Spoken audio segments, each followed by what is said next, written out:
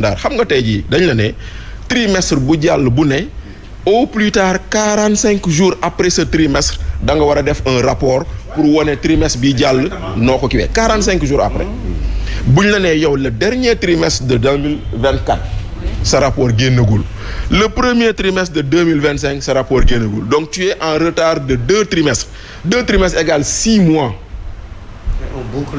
et on est en train de boucler beneen trimestre parce que trimestre bële avril mai juin dugg nañ ci juin loolu mooy benn jëlal beneen bi les statistiques sur les marchés publics boobu tamit par trimestre la war a génn amul benn bu ci génn maintenant qu'est-ce qu'on nous cache pour que les rapports d'exécution ne sortent pas qu'est-ce qu'on ne voudrait pas que les gens voient pour que ñu mën ko kii et cetera donc ça c'est des questionnements légitimes yoo xam ne effectivement on invite le pouvoir à ce que mu góorgóorlu ci loolu de sorte à ce que mu respecte ko parce que tey jii nii si on était dans une démarche qualité Djibril xam na lu may wax on peut dire que on ne serait pas bien noté sur la production de nos rapports démarche qualité ku ci nekk da ngay gis ni lii lañ la laaj la publication des rapports à temps nous sommes en retard léegi nag nga jógee ko foofu noonu nga ñëw nga dugg je suis d'accord avec Djibril lépp ayul parce que on prête à quelqu'un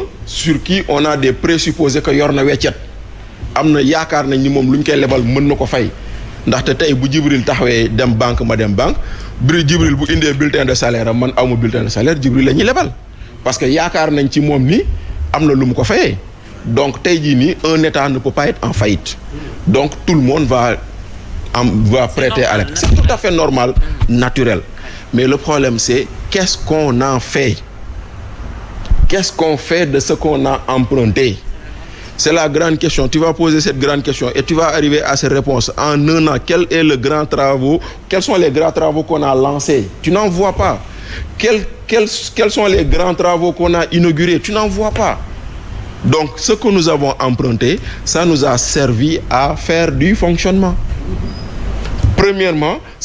deuxièmement et ça nous a servi à payer notre dette parce que on a levé 750 milliards d'euros millions d'euros presque 400 milliards c'est pour payer des eurobonds qui arrivaient à maturité en réalité c'est ce qu'on n'a pas dit aux Sénégalais dañoo leb pour fay bor suul le bukki la ñu def aujourd'hui une bonne partie de ce que nous empruntons nous sert à faire face au service de la dette. Non mais Bachir, c'est le service de la dette. Oui. C'est la dette empruntée par le Sénégal depuis longtemps. Merci. Et investie dans des infrastructures. Merci. Ça aussi, il faut le dire. C'est là où les gens ont eu de la mauvaise foi. On a fait croire aux Sénégalais que les 18 000 milliards de dettes c'est Macky Sall moo ko fi bàyyi. Or ba tey jii may wax ak yow Abdou Diouf jóge na ci réew mi ça fait 25 ans on continue à payer des dettes que Abdou Diouf avait empruntées. La dette est intergénérationnelle ndaxte tey jëlal benn exemple le barrage de Diama le barrage de Manantali ça a été financé sous Abdou Diouf mais on est en train de payer cette dette jusqu'en 2030. En 81. Oui 81. tey jii jëlal exemple boobu jëlal tey jii nii l'exemple du projet de gestion des eaux pluviales en banlieue tout ce qu'on a fait Ablaye Wade moo ko fi leboon mais on va payer cette dette jusqu'en 2059 donc la dette est intergénérationnelle maintenant. Comme nous, on n'est pas dans la dette multilatérale, FMI, Banque mondiale, on est dans le marché financier. Le problème que nous avons sur le marché financier, c'est pas la dette, c'est la maturité et le taux. Loolu mooy sunu problème ñun.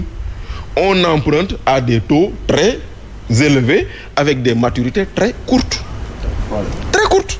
Jëlal exemple tey jii nii maa ngi la koy wax sànq sur le mois de mai, on a emprunté 499 milliards. Et on doit le payer en 3 ans avec un taux d'intérêt de 7,75. 7,72 disons rek mais 7 rek neel 7 rek jàppal 7 waaw léegi ça veut dire que sur chaque 100 milliards que tu empruntes boo koy rembourser tu vas y rajouter 21 milliards sur chaque 100 milliards que tu empruntes tu vas rembourser 21 milliards tu vas rajouter 21 milliards d'intérêt waa ji bu la joxee 100 milliards di nga ko jox intérêt chaque année 7 milliards ba muy 21 milliards nga teg ko ci ak 100 milliards am mu yóbbu donc voilà le problème maanaam la maturité est courte le taux d'intérêt est élevé. Moi, je suis pas contre qu'on aille sur le marché financier. Et d'ailleurs même, on encourage cela. C'est même le rôle du marché financier, on l'encourage. Mais na fekk ni maintenant situation yu ñu nekk nag daf ñu koy kii xam nga Omar yaa ngi fàttaliku bañ fi indee fii Moustapha Diakhaté ba ma loon naan JP Morgan déconseille au Sénégal aux investisseurs de se débarrasser de leurs eurobonds. te moo leen lebaloon bañ ko fii lañ ko waxee woon mais bañ ko waxee woon gars yi naan non amul tey jii nii loo si gis on est en train de déprécier notre endettement nos eurobonds. Ça veut dire que le taux d'intérêt est encore beaucoup plus élevé. Djibril Bey a raison. Loolu moo waral il faut aller vers le marché financier pour avoir une convertibilité stable. Mais la Côte d'Ivoire nous a donné également une leçon là-dessus. La Côte d'Ivoire a levé des eurobonds en CFA. nañ waxante dëgg. Kon ça veut dire que on peut aller lever des eurobonds et avoir du CFA et exiger que les gens nous payent en CFA ou les gens nous le prêtent en CFA et nous remboursons en CFA. Donc ça évite la convertibilité. Donc c'est dire que lépp c'est possible. Maintenant, encore une fois, personne n'est contre l'endettement. Il faut simplement que ça ne soit pas de l'endettement pour du fonctionnement. Djibril Bey amul droit dem lépp pour jënd costume. Djibril Bey amul droit dem lépp pour peinturaat këram. Alors que ñun Sénégal loolu lañ nekk di def. Lépp jënd costume, lépp solo, lépp etc. Et en moyenne, voilà. Aujourd'hui, sur les 1600 milliards qu'on a empruntés, apparemment, nous sommes à peu près à 141 milliards d'emprunts par mois. Sur 12 mois, en moyenne. Si tu fais le ratio, ça fait à peu près 141 milliards. Tous les besoins de l'année ont été couverts. C'est ça la grande question. Parce que c'est 4500 milliards. C'est ça, non, on n'est pas encore sur les besoins de l'année. C'est pas encore couvert. On a encore Donc, on va continuer de le faire. Et c'est normal. Merci. C'est dans le budget. Mais je l'ai dit, j'ai commencé par dire c'est prévu par la loi. Tout à fait. Mais le problème qu'il y a aujourd'hui, on s'endette et on ne voit pas où ça va. Parce qu'au même moment, nit ñi ñu ngi gën a sonn. Au même moment, seen affaire yaa ngi gën a métti. C'est au même moment qu'on te dit on a. Justement, ñàkk gis boobu, c'est d'ailleurs moom moo tax les gens se posent des questions. Justement, parce que une bonne partie, nee naa la le service de la dette. Cette année-ci, je pense qu'on est à plus de 2000 milliards de dettes à payer, intérêts plus etc. Ça veut dire que nous sommes obligés de payer presque de payer 200 milliards par mois sur la dette du Sénégal. C'est important. C'est important. C'est-à-dire que yooyu noonu, c'est des charges incompressibles dans un budget. Justement. Tu ne peux pas ne pas le faire parce que tu peux pas, tu es obligé de le faire. Maintenant, au même moment, ce qui aurait pu aider, c'est de voir le Sénégal réduire ses charges de fonctionnement. Mais malheureusement, quand on te dit qu'on va acheter des véhicules à l'Assemblée nationale, quand on te dit qu'on se déplace en avion privé, même si on veut nous faire croire que c'est prêté. Mais Néné, quel est l'homme d'affaires qui va te prêter son avion? Mais c'est plus dangereux. C'est plus dangereux. Parce que homme d'affaires boobu noonu ñu ne moo la abal avion. Homme d'affaires boobu ba nga ñëwee ça fait partie des premiers hommes d'affaires dont le contrat de renouvellement de sa ciment de l'extension de sa cimenterie da nga ko bloqué woon.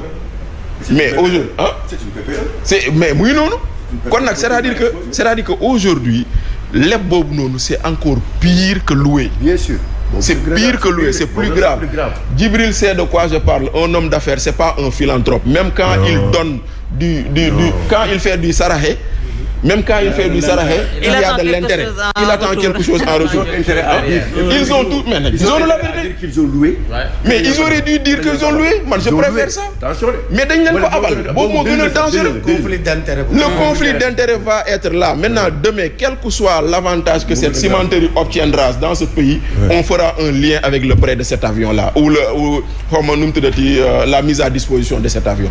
Donc, au moment où les Sénégalais tire le diable par là que tabaski bu ji métti et voilà que aujourd'hui on emprunte continuellement et ça ne se ressent pas dans le vécu des Sénégalais. Effectivement, on s'interroge, mais il faut savoir que le Sénégal fait face à un paiement de sa dette et de ses charges de fonctionnement qu'on ne réduit pas malheureusement.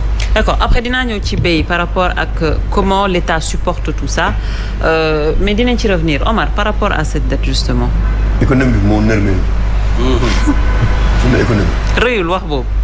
Non, dafa nërmeel, c'est-à-dire dafa menacer le monde à l'envers Sénégal actuellement. Si autoroute bi lañ nekk di daw ay 400 jékki-jékki rek freiné foofu la réew mi toll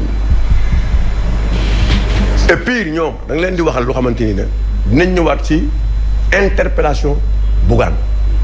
oui c'est deuxième thème bi ci la ñuy dugg après mooy di nga si ñëwaat. xam nga dina si ñëw. après mais pour wax la dafa am lu xam Bachir da ko wax sénégalais xam ko.